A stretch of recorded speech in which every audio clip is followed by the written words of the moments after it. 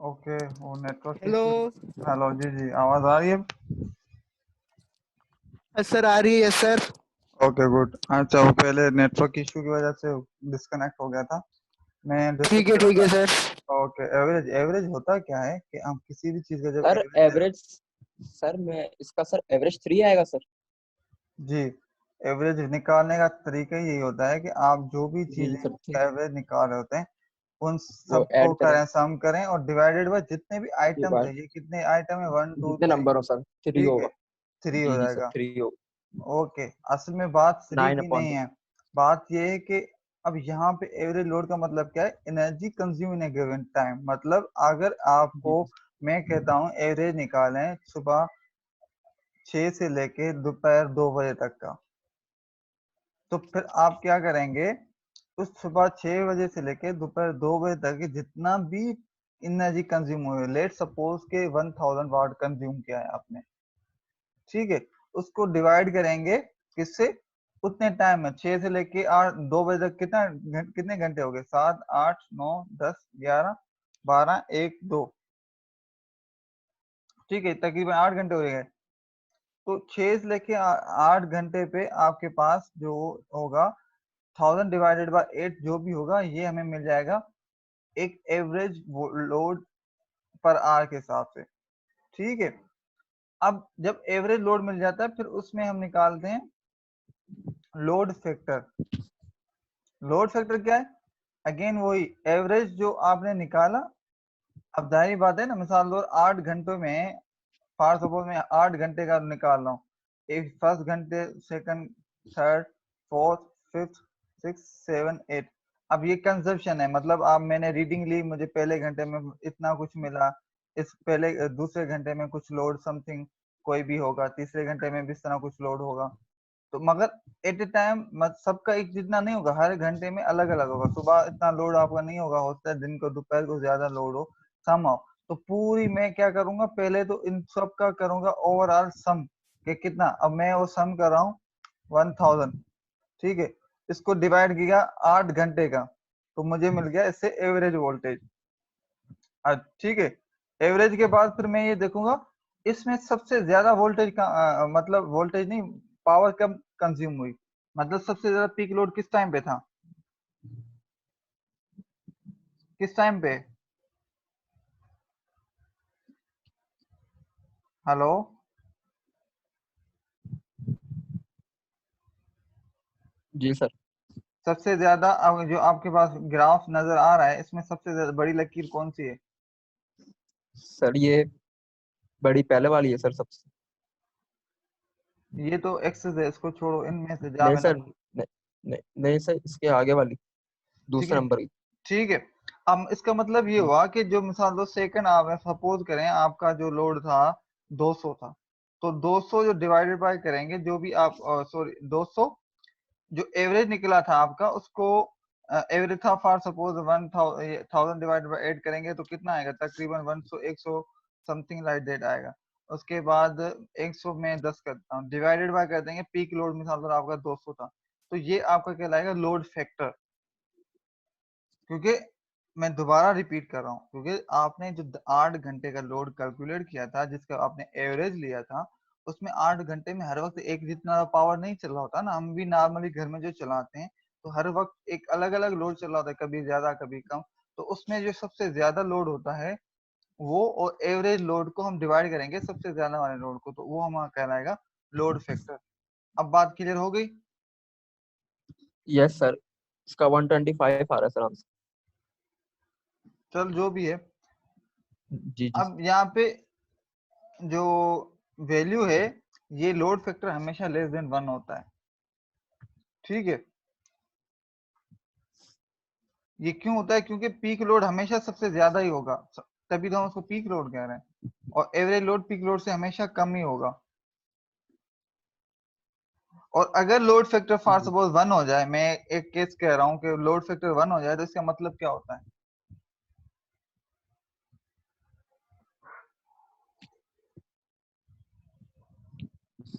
जी sir. अगर मैं आपको इंटरव्यू ले रहा हूँ जॉब के लिए, मैं आपसे पूछूं लोड फैक्टर 1 हो जाए, तो आप क्या मुझे जवाब देंगे?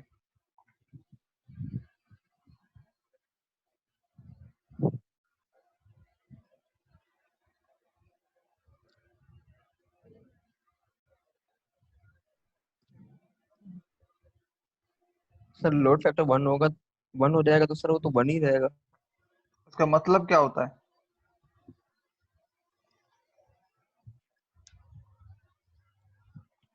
लोड फैक्टर 1 का दूसरा मतलब ये हुआ, अगर मतलब हर वक्त आपके पास मैक्सिमम लोड हो। ये 1 कब होगा लोड फैक्टर? जब peak average load peak load के बराबर हो जाए, तभी 1 होगा ना।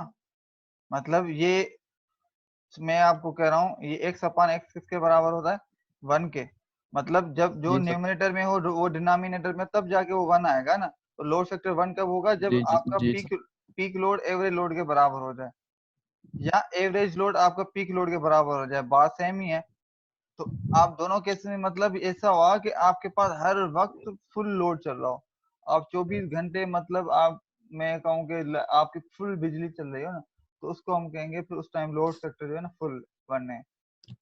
इसका जी मतलब सर। ये होता है। ठीक है। जी सर। अच्छा, लोड फैक्टर के कुछ एग्जांपल हैं। Peak load of A workshop is 20 kilowatt on any working day, और एवरेज वोल्टेज 10 किलोवाट। अब उसका लोड फैक्टर क्या होगा?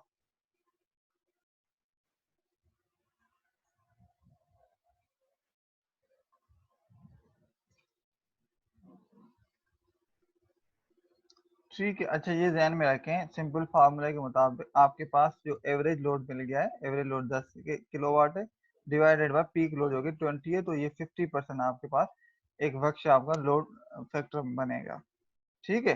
फार्मूले में सिर्फ वैल्यूज पुट करनी है। अच्छा, मगर ये इसका जो बड़ा लोड फैक्टर जो एक लिखा हुआ है कि load factor does not appear on utility bill, ये कोई यूटिलिटी बिल पे आता नहीं है, but does effect electricity cost. Load factor indicate how efficiently consumer is using peak demand. ठीक है। सो लोड फैक्टर जो आपके पास है बिजली के बिल में दिखाया नहीं जाता, मगर इसका काफी इम्पेक्ट होता है आपके बिजली के बिल पे। इससे हमें ये पता चल रहा है कि आप जो कितना एफिशिएंटली आपके पास यूज कर रहे हैं अपने लोड को, आपके उसके। सर जी। सर अभी सर पीएनएस का क्विज है सर, मेरा 3 बजे स्टार्ट हुआ है सर। जो ओवरलैपिंग क्यों हो रही है जबकि हमारे क्लास का टाइम यही है? जी सर, वो सर मैम ने रखा था क्विज पीएनएस का। ओके, आपकी मर्जी है। ठीक है। अभी उसके बाद तो सर हमारे मैं पास हमारे पास क्या जैसे करूं? उसके बाद सर हमारा अभी जो, क्लास सर अभी क्लास चल रही है सर, क्या किया जाए? फिर मैं लीव कर दूं क्लास? ओके, ये रिकॉर्ड सेशन हो रहा है, आपको अच्छा। क्विज देनी है, क्विज दें या क्लास लेनी है तो ठीक है, नहीं तो जी। रिकॉर्ड हो रहा है ये क्लास, मैं इसको कंटिन्यू कर रहा हूँ। ओके। अच्छा सर, ठीक है सर। ओके। डाइवर्सिटी फैक्टर जो नेक्स्ट फैक्टर हमारा इसके बाद है वो है डाइवर्सिटी फैक्टर। को हम किसको कहते हैं? Is the ratio of sum of individually maximum demand of the various in the subdivision of a system to the minimum maximum demand of the whole system. अच्छा, ये शायद इस तरह कंफ्यूजिंग हो, मगर ये बहुत ही इंपॉर्टेंट फैक्टर है। इस वजह से मैं इसको आपको एक फिगर से समझाने की कोशिश करता हूँ, उसमें आपको यहाँ पे इंशाल्लाह क्लियर हो जाएगा कि ये है क्या चीज। ठीक है। अब ये लोड हम निकाल रहे हैं आपके पास जो डाइवर्सिटी फैक्टर। अब डाइवर्सिटी फैक्टर क्या है? डाइवर्सिटी फैक्टर आपके पास जो यहाँ पर हम देख रहे हैं, पहले उस को आपके पास जो कनेक्टेड लोड था, जो डाइवर्सिटी हमने डिमांड फैक्टर वाली चीज यूज की थी, उसी को हम यूज कर रहे हैं यहाँ पर। डाइवर्सिटी फैक्टर है कि आपके पास जो individually sum of individually maximum demands. मतलब ये है कि अगेन वही 3 घर लेते हैं, मतलब ये 3 घर है। अब इन तीनों घर के जो मैक्सिमम आपके पास डिमांड है वो है 25, 20, 35। इनका हम करते हैं सम। मतलब आपके घर मोहल्ले में आपके मतलब जो 3 घर लगे हुए हैं, उन तीनों घर का आपने एक मैक्सिमम जो मतलब वो सबसे ज्यादा से ज्यादा एट ए टाइम पे वो में पावर यूटिलाइज कर सकते हैं, आपने वो निकाला, उनका सब सम किया। ठीक है। सम करके फिर डिवाइडेड बाय ये होता है आपके पास जो इन उन मैक्सिमम मतलब जो 10 घर है, मिसाल लो 3 घर है ना, अब तीनों घरों में का वो अपने हिसाब से तो मैक्सिमम है, मगर इन तीनों घरों में किसका मैक्सिमम है, फिर डिवाइड करेंगे उससे, उसको हम कहते हैं डाइवर्सिटी फैक्टर, जो कि हमेशा 1 से ग्रेटर देनी होता है। यहां तक बात क्लियर हुई?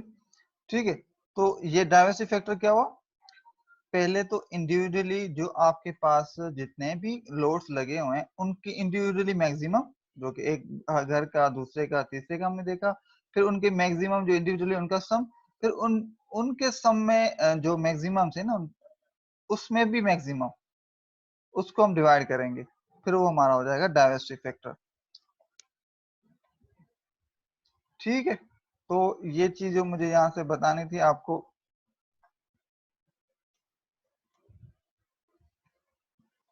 अब इसका क्वेश्चन है डाइवर्सिटी फैक्टर का। अब डाइवर्सिटी फैक्टर का फायदा क्या है, अब फॉर सपोज आपके मोहल्ले के अगेन 4 घर हैं, 4 घरों में मिसाल लो घर 1 2 3 4, हर किसी का अपना अपना मैक्सिमम यूटिलाइज करने की कैपेसिटी है, कोई ज्यादा करता है कोई कम करता है।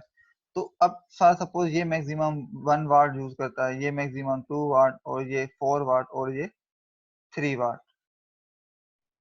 ठीक है, तो इससे अब मुझे यहाँ पे मिसाल लो अगर ट्रांसफार्मर लगाना है, तो ट्रांसफार्मर जो होगा वो कोई एक घर के लिए तो नहीं होगा ना, तो सबको होगा। मतलब ट्रांसफार्मर ऐसा हो कि इन सब के जो मैक्सिमम से मैक्सिमम जितनी डिमांड हो उनको मद्देनजर रखते हुए लगाना होगा। इसी तरह का क्वेश्चन अभी हम कर रहे हैं तो यहाँ पर, तो इसमें हमें डाइवर्सिटी फैक्टर का भी हेल्प करता है।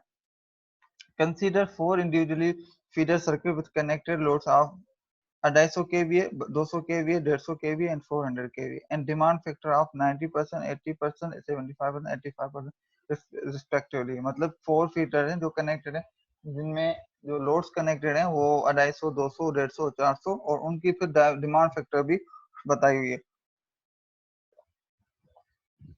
ठीक है, use a diversity factor of 1.5 to find the distribution transformer rating। सवाल क्या है, पहले तो उन सारे लोड्स को जो डिमांड फैक्टर उससे मल्टीप्लाई करो, इससे हमें क्या पता चलेगा कि ये इनकी मैक्सिमम, मतलब क्योंकि जितना डिमांड फैक्टर होगा उससे ज्यादा वो पावर नहीं आपके पास कंज्यूम करेंगे, तो पहले उनसे हमने मल्टीप्लाई करके अलग अलग इनका पावर निकाला। ठीक है, अब उसके बाद फिर इनका किया, this sum of individual demand is equal to, इस सब का सम किया जो कि 837.5 केवीए बना। अच्छा, अब ये समझो कि इनको पावर, इनको चाहिए इतना, अब इसको हम करेंगे डिवाइडेड बाय डाइवर्सिटी फैक्टर के साथ।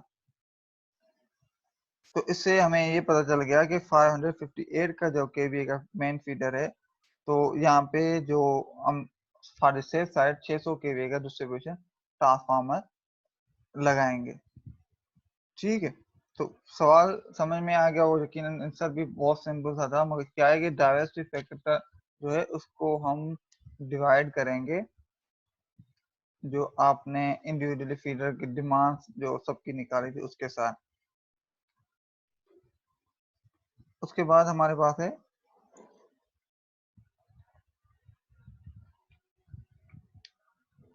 Utilisation factor. अच्छा, यूटिलाइजेशन फैक्टर के से हमें ये पता चलता है कि एक सिस्टम की कितनी अपनी कैपेसिटी के हिसाब से यूटिलाइज हो रहा है। अब इसका एग्जांपल यूं ले लें कि आपने एक प्लान लगाया है 100 मेगावाट का, और आप उससे सिर्फ हर वक्त मैक्सिमम से maximum power suppose 20 megawatt generate करवा रहे हैं, उससे ज्यादा आप जा ही नहीं रहे। इसके बाद एक दूसरा सिस्टम है जिसकी अगेन वो भी 100 मेगावाट है, मगर उससे आप हर वक्त 80 मेगावाट 90 मेगावाट तक फॉर सपोज कर रहे हैं कि जनरेशन करवा रहे हैं।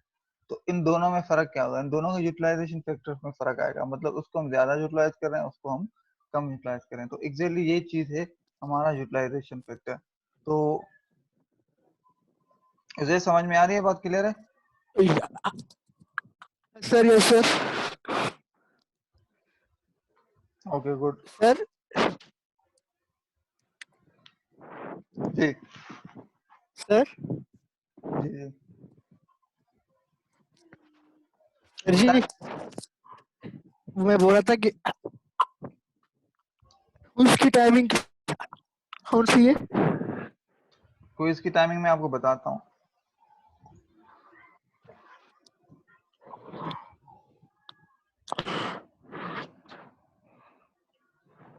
ठीक है, क्लास के बाद ही हम टाइमिंग रखेंगे ताकि आपके पास लाइट वगैरह का इश्यूज टाइम ना हो। ठीक है। Yes sir. अच्छा, यूटिलाइजेशन फैक्टर में प्रॉब्लम आते हैं। अब प्रॉब्लम है कि द मोटर में only B use for 8 hours a day 50 weeks a year. The hours of operation would then be 2000 hours, and the motor utilization factor for the base of 8760 hours per year would be 2000 divided by 800,760। अब क्या है, मतलब एक motor है for suppose, जो कि आपके पास generally देखा जाए तो 50 वीक साल में उसकी यूटिलाइजेशन होती है और दिन में मैक्सिमम से मैक्सिमम 8 घंटे तक यूज होता है। तो ओवरऑल जो ऑपरेशन होता है उसका मतलब पूरे अगर हम साल में निकाल लें तो वो 2000 आवर्स समझोगे एक साल में मोटर चलता है। तो अब उसको मतलब पूरे साल में कितने आवर्स हैं, 8760 आवर्स में से सिर्फ 2000 वो चलता है। तो इसको हम अगर 2000 डिवाइडेड बाय टोटल आवर्स से डिवाइड करेंगे तो हम कहेंगे इसका ये है यूटिलाइजेशन फैक्टर। और यूटिलाइजेशन फैक्टर इसका कितना है 22%, मतलब